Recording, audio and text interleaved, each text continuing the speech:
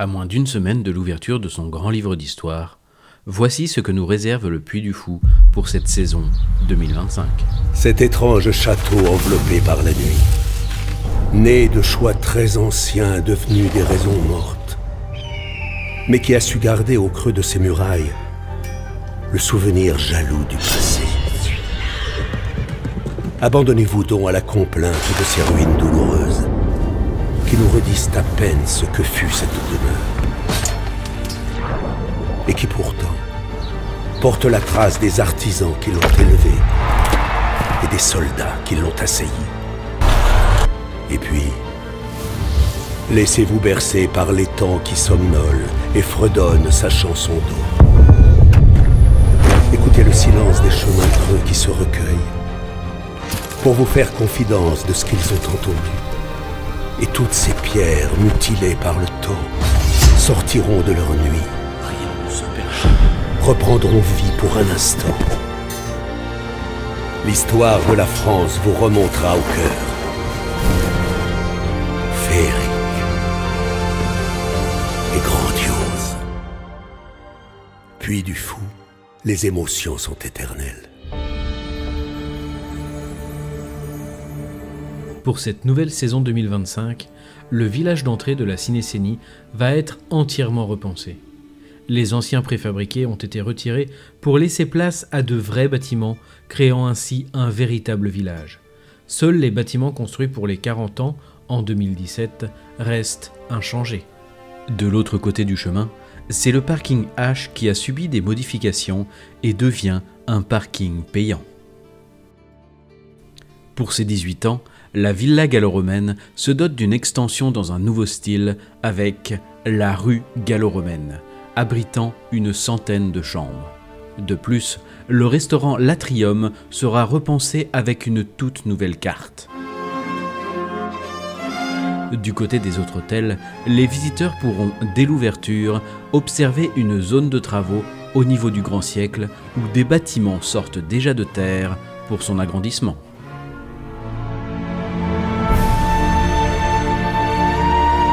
L'accès au spectacle des Vikings se fera désormais via Saint-Philbert-le-Vieil afin de gérer au mieux le flux des visiteurs les jours de grande affluence. Aux abords du Stadium gallo-romain, un nouveau chemin accueillera les spectateurs pour accéder au signe du triomphe. Au niveau du pont du Bourg-Bérard, qui abritait le ballet des sapeurs, un nouveau point de restauration, chez Josette, vous accueillera dès l'ouverture avec des formules petit déjeuner.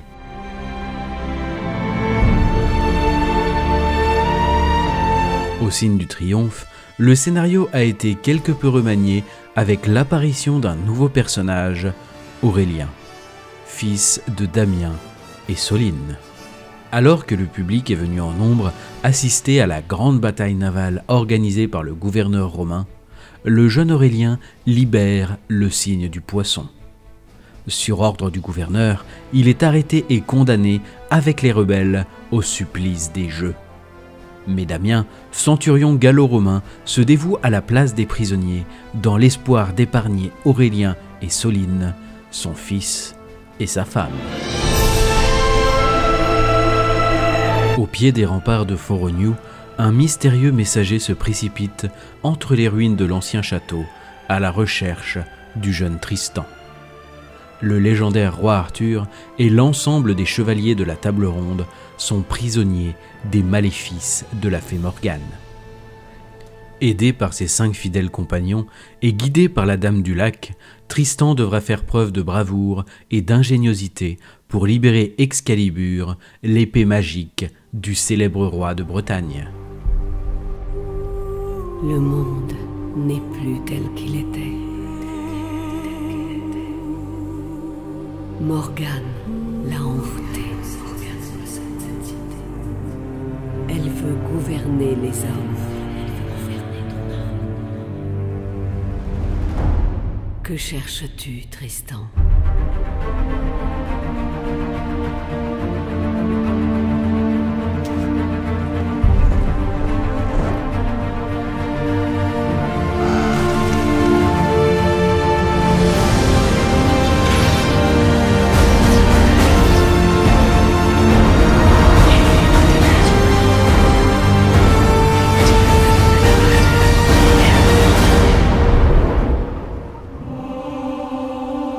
l'épée que tu désires scellera ton destin.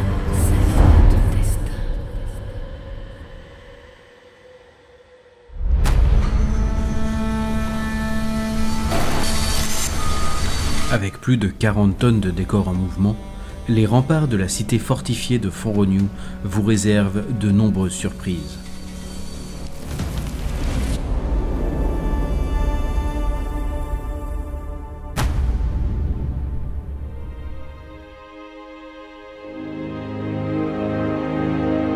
Pour la saison 2025, la Frérie de la Toussaint sera présentée au public dès le premier week-end du mois d'octobre.